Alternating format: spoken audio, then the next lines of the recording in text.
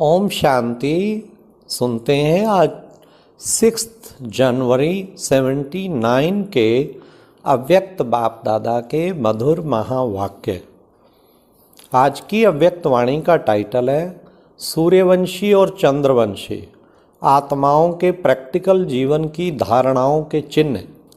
आज की मुरली में बाबा ने बाप दादा ने कौन से 2 प्रकार के बच्चे देखे, फिर बाबा ने सूर्यवंशी आत्माओं के क्या लक्षण हैं और चंद्रवंशी आत्माओं के क्या लक्षण हैं।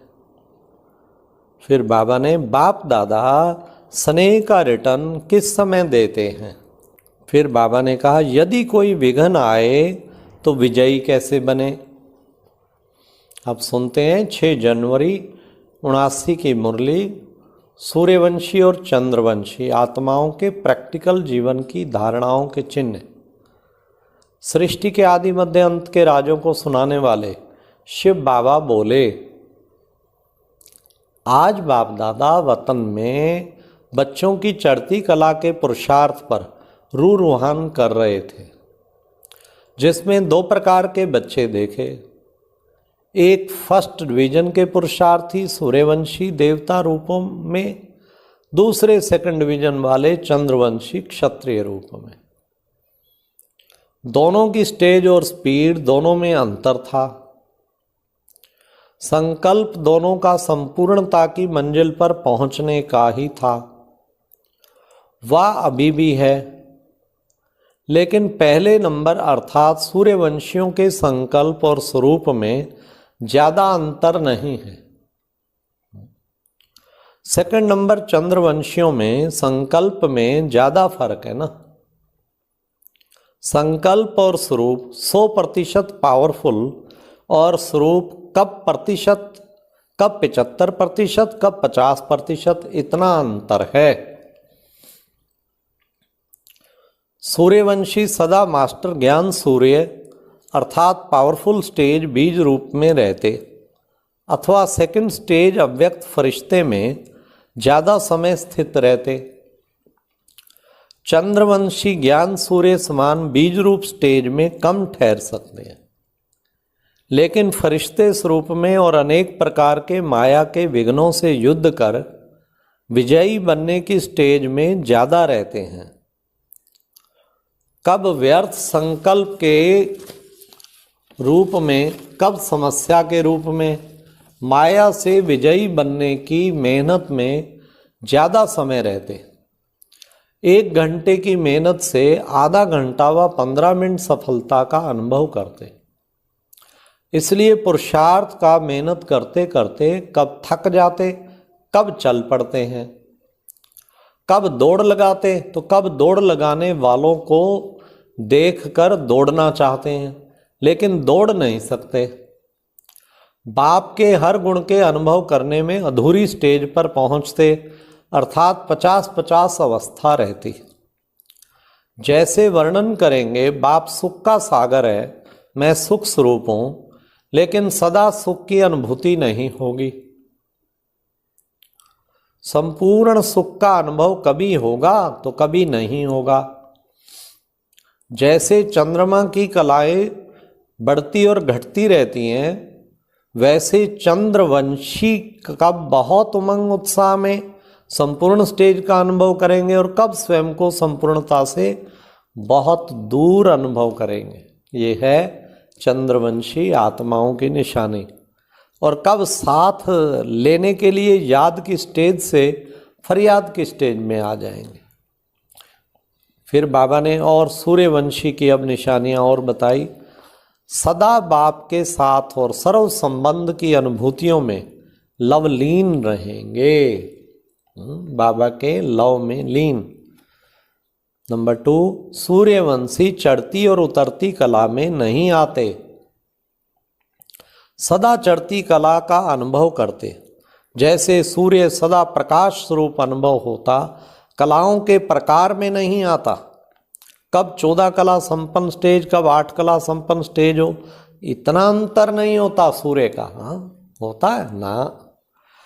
तीसरा, सूर्यवंशियों के आगे माया बादल की तरह सामने आती तो जरूर है, लेकिन बादल आता और चला जाता।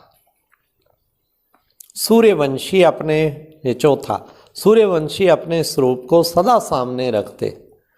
बादल को देख प्रकाश कम नहीं होता, सदा अपने बाप के गुण से गुणों में साकार रूप में अनुभवी होते और औरों के आगे भी प्रत्यक्ष होते। नंबर 5, सूर्यवंशी सदा बेहद के सेवाधारी, स्वयं को माइट हाउस अनुभव करते हैं।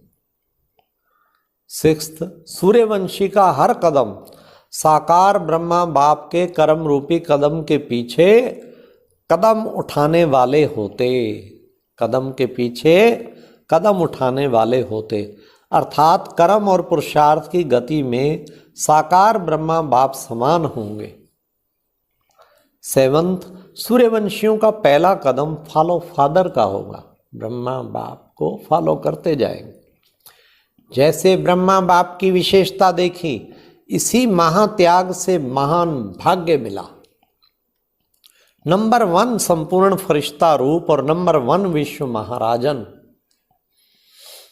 ऐसे सूर्यवंशी भी महान त्यागी व सर्वस्व त्यागी होंगे।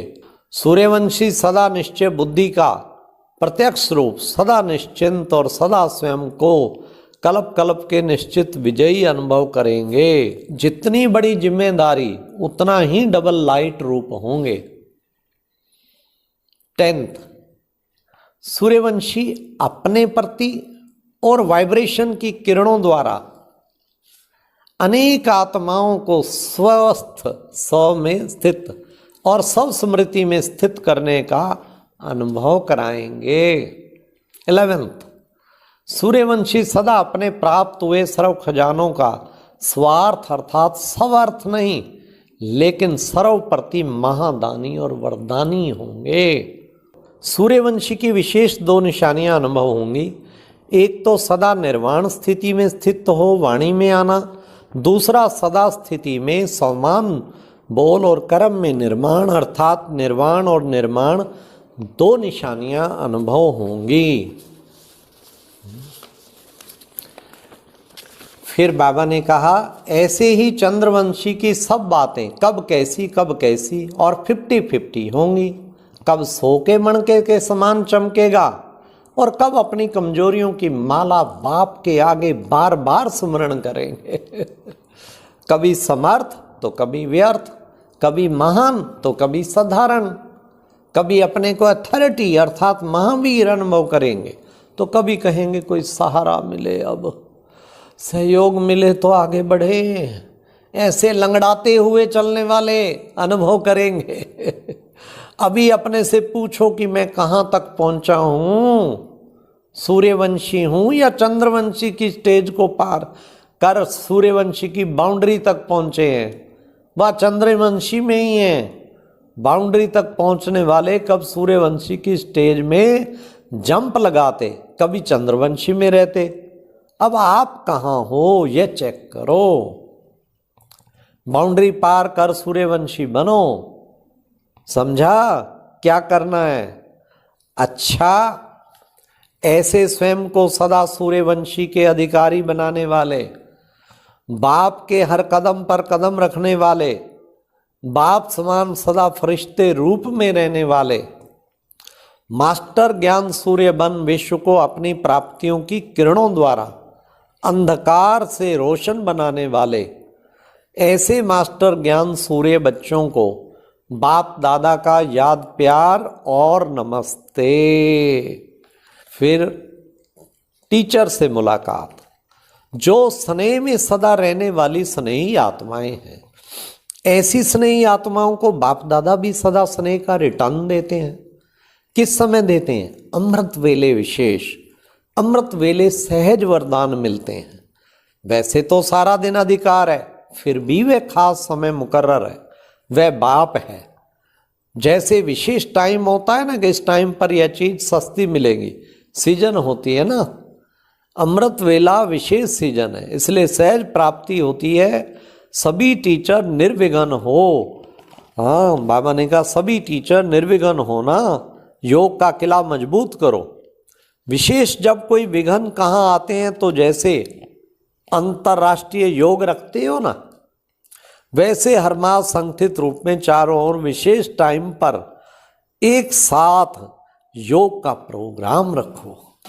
जितना सेवा बढ़ाते जाएंगे उतना माया अपना बनाने की कोशिश भी करेगी। तो जैसे कोई कार्य शुरू किया जाता है ना, तो शुद्धि की विधियों की जाती हैं विधियां, ना तो सर्वश्रेष्ठ आत्माओं का एक ही शुद्ध संकल्पो विजयी। यह हो गई शुद्धि द्वारा विधि। चारों ओर एक साथ किला मजबूत करो तो विजयी हो जाएंगे। अच्छा, ओम शांति।